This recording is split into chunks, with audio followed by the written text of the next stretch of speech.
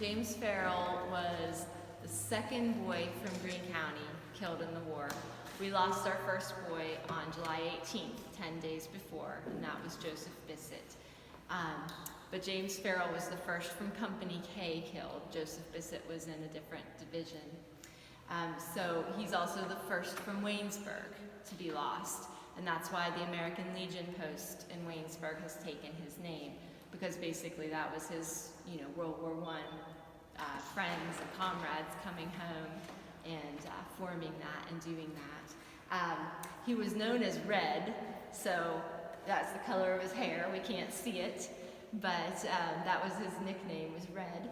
He was a member of St. Anne's Church in Waynesburg, and after the war was brought home and buried in St. Anne's Cemetery, just across from my house.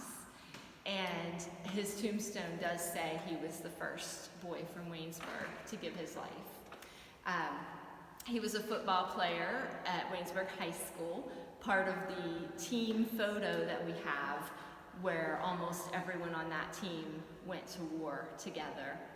And so he was one of those boys. He also studied at Waynesburg College, so he has that connection as well.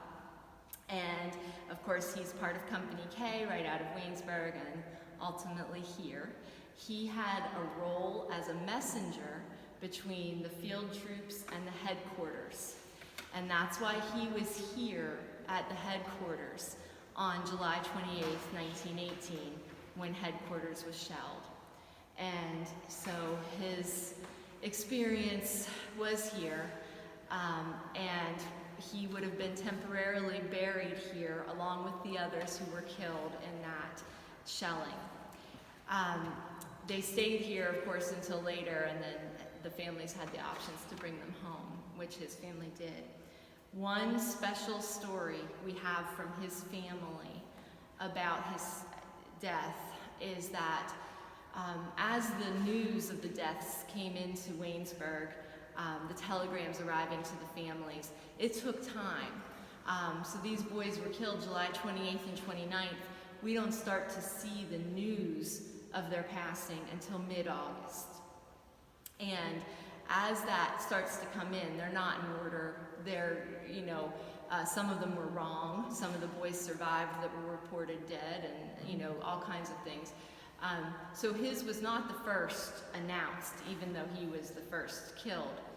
But when the news came, the Western Union Telegram Office in Waynesburg had the sad duty of pooling all of those pieces together, getting that news and then getting it where it needed to go.